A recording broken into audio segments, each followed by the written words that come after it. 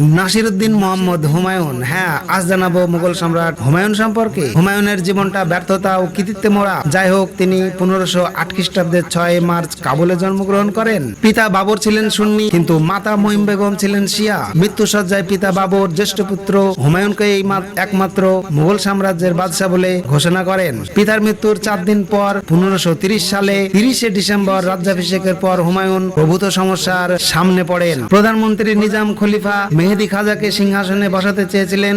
এই সময় আফগান প্রধানরা বেশ শক্তিশালী ছিল।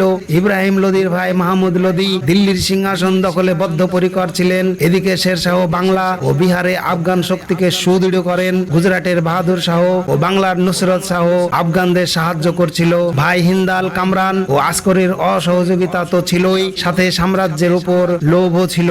সব শেষে বলা যায়, রাজ পরিবারে মির্জা গোষ্ঠীর পারস্পরিক দ্বন্দ্ব, উপরন্তু তার ভুল সিদ্ধান্ত ও নেশায় মত্ত থাকা তার ভাগ্য বিপর্যয়ের কারণ হয়ে দাঁড়ায়। 1531 থেকে 1538 সাল পর্যন্ত গুজরাট, মালবগড়, মান্ডু, বারাণসী, জোনপুর ও চুনার দুর্গ প্রভৃতিতে তিনি সাফল্য পেলেও এই সময়ে তার রাজনৈতিক ভুল ও আফিমের নেশা সেই সাফল্যকে স্থায়িত্ব দিতে পারেনি। এরপর 1539 সালে 23শে জুন চৌসাদ যুদ্ধ এবং 1540 সালের কনৌজের যুদ্ধে হুমায়ুনের ব্যর্থতা তাকে দিল্লির সিংহাসন বেদখলের পথ প্রস্তুত করে। হুমায়ুন সাহায্যের জন্য লাহোরে কামরানের কাছে গেলে তিনি সাহায্য পেতে ব্যর্থ হন। আসকরিও তার বিরুদ্ধে যায়। এদিকে 1540 খ্রিস্টাব্দে শেরশাহ দিল্লির দিকে অগ্রসর হন এবং দিল্লির সিংহাসন দখল করেন। হুমায়ুন লাহোর থেকে আর দিল্লি অভিমুখে শেরশাহের ভয়ে আসতে পারলেন না। ফলে তখন থেকেই শুরু হয় পিতা বাবরের মতো হুমায়ুনের ভবঘুরে জীবনের যাত্রাপথ। চতুর্থ পর্বে থাকবে হুমায়ুনের ভবঘুরে জীবনের নানা দিক। চতুর্থ পর্ব দেখার জন্য